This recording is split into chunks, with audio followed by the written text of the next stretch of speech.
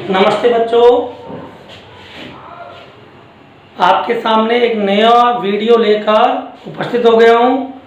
पिछले टर्म पर बच्चों हमने पढ़ा था बिंदु आवेश के कारण विद्युत विभव और बहु आवेशीय निकाय के कारण विद्युत विभव अर्थात electric potential due two point charge, और वो आया था आपका V = KQ/R।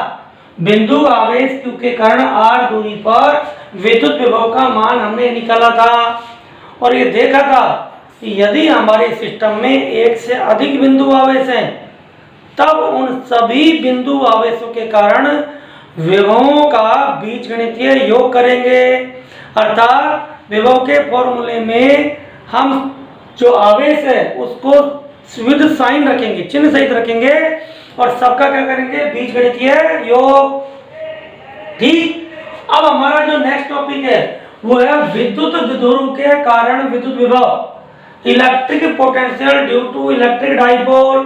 तो विद्युत द्विध्रुव क्या है, हमने पढ़ा था, याद करो पहले चैप्टर में, कि समान परिमाण और विपरीत प्रकृति के दो बिंदु आवेश एक दूसरे के अति निकट स्थित हो तब आवेश के इस युग्म को विद्युत द्विध्रुव कहते हैं।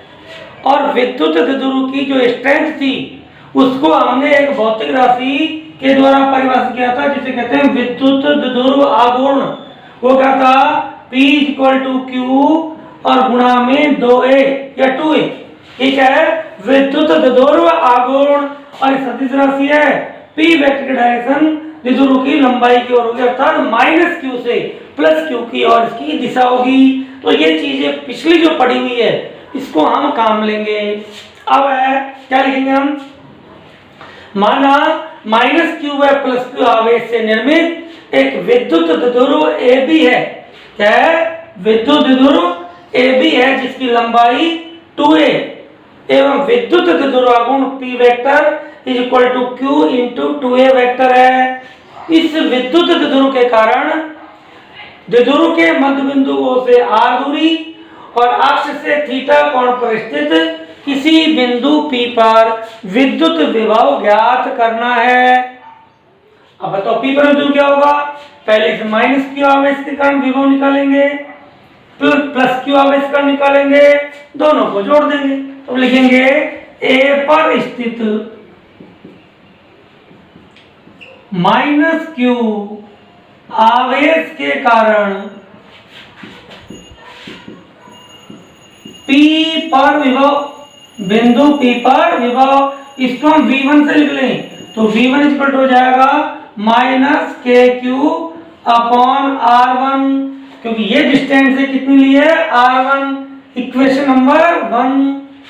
और B पर स्थित +Q आवेश के कारण P पर विभव, इसमें प्लस साइन है, इसको मान ले V2, तो V2 = होगा +KQ/R2। अतः बिंदु P पर कुल विभव क्या होगा, दोनों विभवों का बीजगणितीय योग। बीजगणितीय योग मींस विद साइन जोड़ना है, तो V = V1 + V2।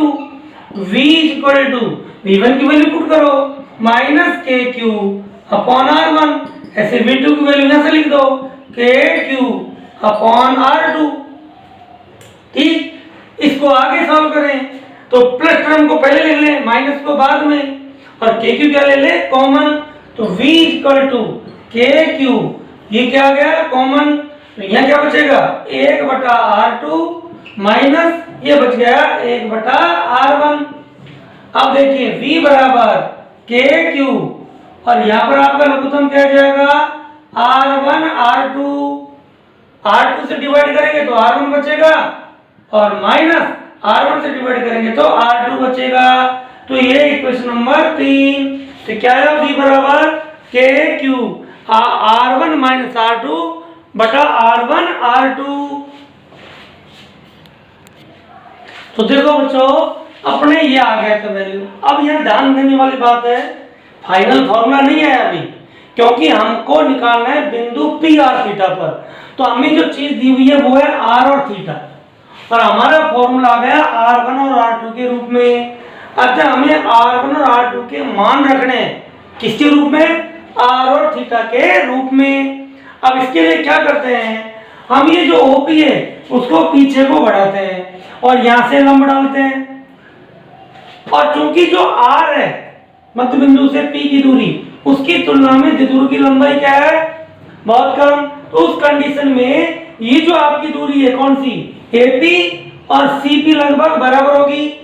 इसी तरह से B से OP पर हम लंब डालते हैं BD, तो आपकी BP किसके बराबर होगी? DP के। अतः हम लिख सकते हैं चित्र की ज्योमेट्री से क्या लिख सकते हैं? देखिए आपका जो ये CP, ये लंब डाल रखा है, CP किसके बराबर होगा? आपके AP के। CP लगभग बराबर हो जाएगा आपका AP के, और जो CP है CP हो जाएगा CO प्लस OP। तो CP लिख दें CO प्लस OP, और बराबर AP की जगह हो गया R1। AP क्या मान रखा हमने? R1। अब CO की वैल्यू देखो, यहाँ साइड में दे सकते हैं। इस समकोण त्रिभुज में ये 90 डिग्री का कोण है, तो ये तो हो गया कर्ण, तो कर्ण की वैल्यू तो होगी A, और आपका आधार हो गया OC। तो बोलो आधार बटा कर्ण क्या होता है? cos theta. तो हम हो जाएगा O या CO और बटे में A बराबर हो गया cos थीटा। तो CO बराबर आ गया A cos थीटा, क्योंकि आधार बटा कर्ण बराबर cos थीटा। तो CO की जगह कर सकते हैं A cos थीटा। OP की लेंथ कितनी है? R is equal to R1। तो बच्चों क्या आ गया? R1 इज इक्वल टू R plus A cos theta. Question number ये तो आपकी थी 3 और ये आ गई 4। इस तरह से R1 की वैल्यू R और थीटा के रूप में आ गई। अब बात करते हैं किसकी? R2 की। देखो R2 जो है BP वो किसके बराबर होगी? DP के। तो आपका जो DP है, DP लगभग बराबर हो गया BP के, और BP की वैल्यू है R2, और DP जो है DP, देखो DP को लिख सकते हैं OP माइनस OD। क्या लिख सकते हैं? OP माइनस OD, और OD की वैल्यू दोबारा फिर इस समकोण त्रिभुज में देखते हैं। तो देखो ये तो आपका हो गया कर्ण A, और OD हो गया आधार, क्योंकि थीटा के सामने की भुजा होती है लंब। तो यहां क्या लिख सकते हैं? बोलो आपका OD बटा A बराबर cos थीटा। तो OD बराबर वो क्या गया? A cos theta. तो आपकी OC भी A cos थीटा, OD भी A cos थीटा है, और OP कितना है? R। तो R minus A cos theta is equal to R2। तो R2 की वैल्यू क्या आ गई? R minus A cos theta. Question number 5। चित्र देखो R1 बड़ी लेंथ, R2 छोटी। परीक्षा में भूल भी जाएं तो बड़ी लेंथ को लिखना है R1 बराबर R plus A cos theta, और R2 लिखना है R minus A cos theta. ये क्या है? द्विध्रुव की आधी लंबाई। तो ये R1 और R2 की वैल्यू किसमें पुट करें? समीकरण 3 में। R1 व R2 का मान समीकरण 3 में रखने पर, समीकरण 3 में रखेंगे अब इसको। तो देखो बच्चों, हम समीकरण 4 और 5 से 3 में R1 और R2 की वैल्यू क्या कर दें? पुट कर दें, रख दें। तो क्या हो जाएगा?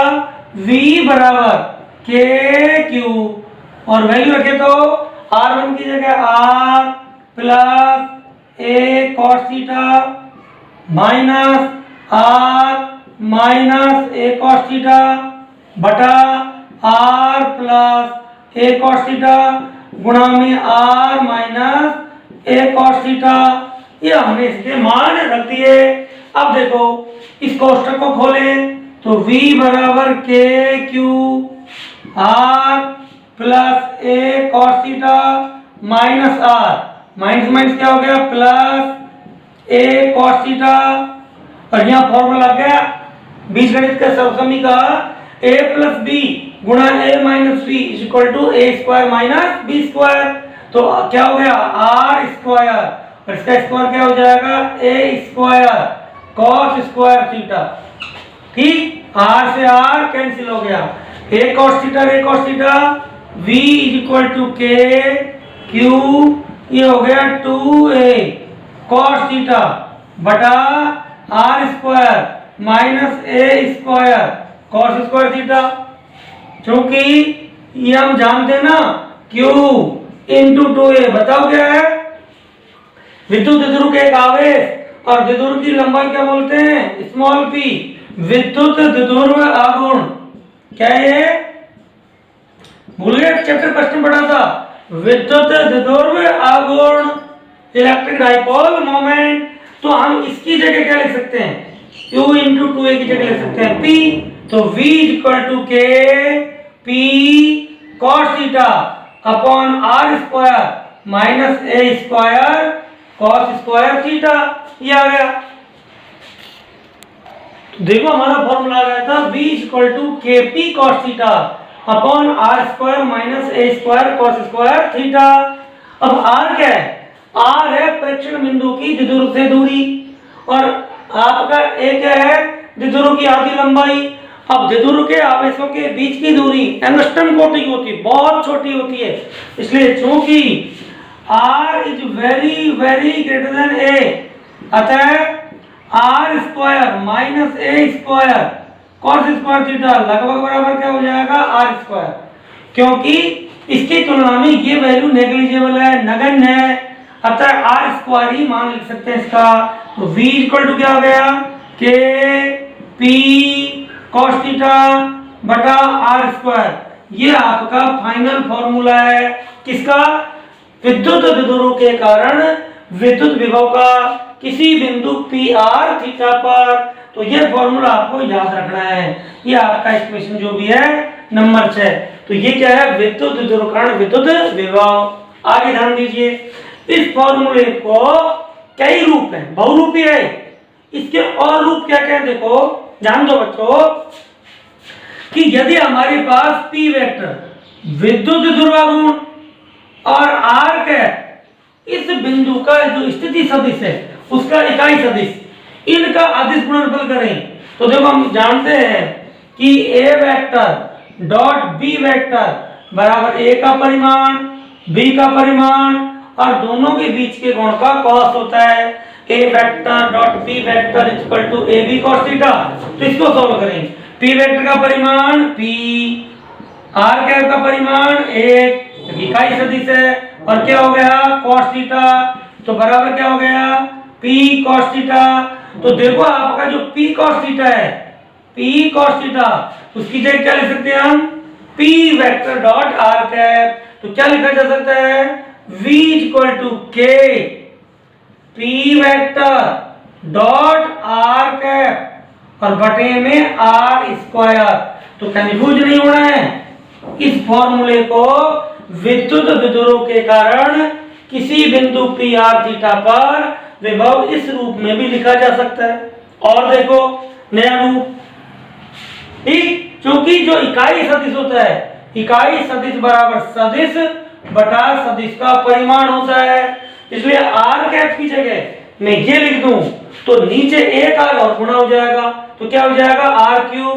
उस कंडीशन में v इक्वल हो जाएगा k, यहां लिख दें p वेक्टर, यहां कैप की बजाय हो गया फुल वेक्टर और बटे में हो गया r क्यूब। इसको इस तरह भी लिखा जा सकता है।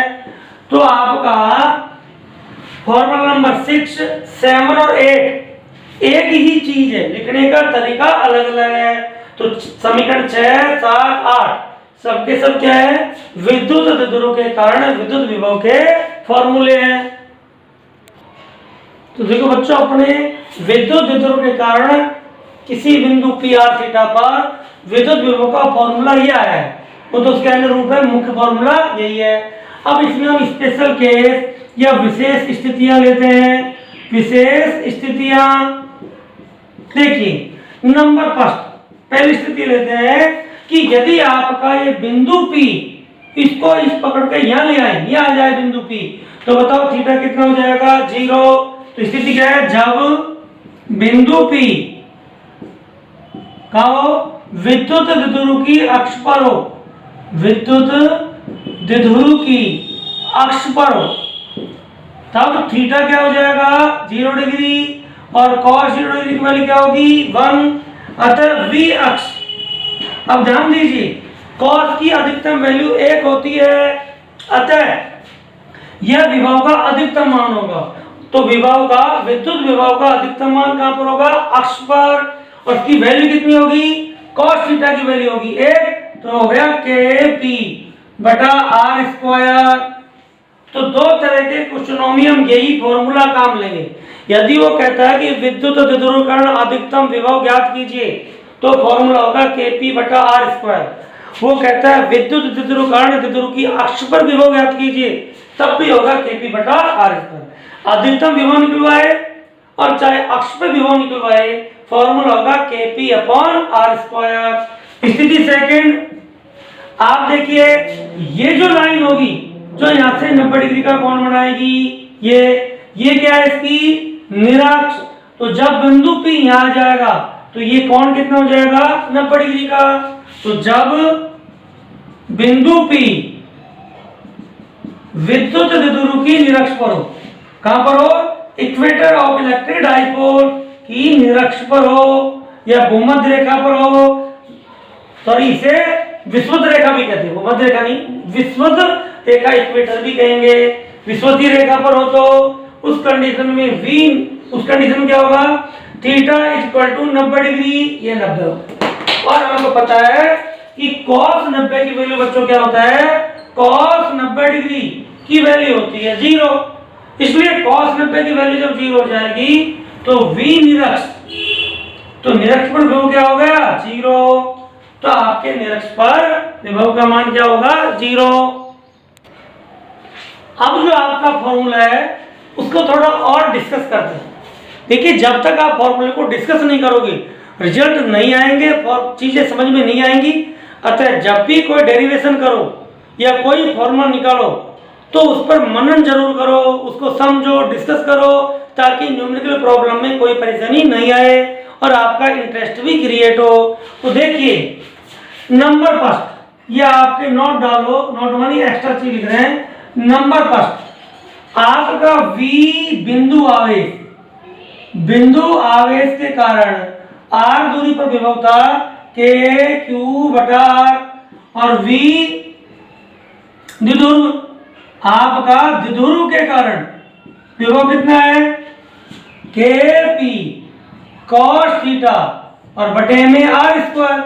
इसको हम लिख सकते हैं K P की जगह लिखते हैं Q गुणा में 2a cos थीटा और बटे में r स्क्वायर, और इसको लिख देते हैं KQ बटा r, तो एक जगह लिख दें और बच गया क्या 2a cos थीटा और एक r इधर लिख दें, ये हो गया।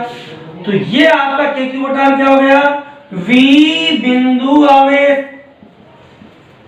गुणा क्या हो गया 2a cos थीटा बटा r, और ये क्या हो गया V द्विध्रुव। तो देखिए तो कि विद्युत द्विध्रुव के कारण आपका विभव बिंदु आवेश के कारण विभव का 2a cos थीटा बटा r गुणा होता है। नंबर चीज तो एक तो ये आ गई समझ में। सेकंड देखो बच्चों, V निरक्ष पर विभव होता है 0, लेकिन E निरक्ष, याद करो वेक्टर फॉर्म में था माइनस Kp बटा r क्यूब, केवल परिमाण लिखे तो E निरक्ष बराबर Kp बटा r क्यूब।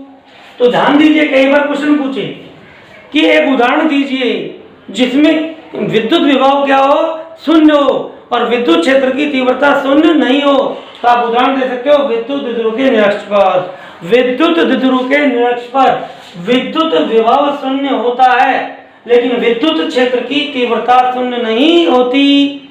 इसका उल्टा एग्जांपल देखें तो जहां पर विद्युत क्षेत्र शून्य हो और विद्युत विभव शून्य नहीं हो, तो चालक गोले के अंदर हम विद्युत क्षेत्र पढ़ चुके हैं। चालक गोल आवेशित गोलीय कोष, आवेशित चालक गोला, इन दोनों के अंदर ही विद्युत क्षेत्र की तीव्रता शून्य होती है। विभव हम आगे पढ़ेंगे, विभव शून्य नहीं होगा। तो दोनों उदाहरण याद रखने पड़ेंगे कि विभव 0 हो, विद्युत क्षेत्र 0 नहीं हो, विद्युत क्षेत्र 0 विभव 0 नहीं हो।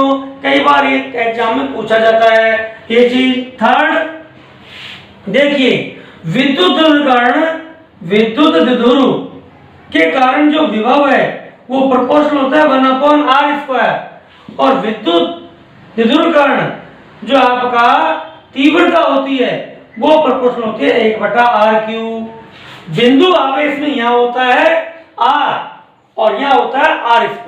तो आप देख रहे हो द्विध्रुव तीव्रता की तुलना में विभव में एक घात घट जाएगी नीचे, क्योंकि आप देखो v बिंदु आवेश लिखते हैं तो प्रोपोर्शनल होगा 1/r, और e बिंदु आवेश लिखेंगे तो प्रोपोर्शनल होगा 1/r², क्योंकि फॉर्मूला होता है kq/r²। तो इन चारों फॉर्मूलों को आप ध्यान रखें कि कौन वर्ग के व्युत्क्रमानुपाती है, घन के व्युत्क्रमानुपाती है, या केवल r के व्युत्क्रमानुपाती है। तो ये चीजें भी आपकी ध्यान रखने की बात है। नंबर 4 ये देखो कि आपके बिंदु आवेश कारण जो विभव है वो होता है kq/r, तो ये दूरी r पर निर्भर करता है, और विद्युत द्विध्रुव कारण विभव होता है kp cos थीटा और बटे में r², तो ये थीटा पर भी निर्भर करता है, अर्थात बिंदु की कोणीय स्थिति पर भी निर्भर कर रहा है। तो ये आपके कुछ डिस्कशन थे फॉर्मूले के जो आपके न्यूमेरिकल प्रॉब्लम में काम आएंगे। अब हमने क्या पढ़ा इस चैप्टर में? हमने विद्युत विभव की परिभाषाएं पढ़ ली, विभवांतर की परिभाषाएं पढ़ ली, उनके मात्रक विमीय सूत्र पढ़ लिए, बिंदु आवेश के कारण, भवावेश निकाय के कारण और विद्युत द्विध्रुव कारण विद्युत विभव पढ़ लिए हैं। अब हम कल नेक्स्ट वीडियो में इनकी न्यूमेरिकल प्रॉब्लम सॉल्व करेंगे विभव की। अतः सभी से आग्रह है मेरा कि जहाँ तक चैप्टर खत्म हुआ है वहाँ तक के फॉर्मूले, इनके डेरिवेशन, इनको समझें ताकि कल के वीडियो के न्यूमेरिकल आपको अच्छी तरह समझ में आए। थैंक यू बच्चों।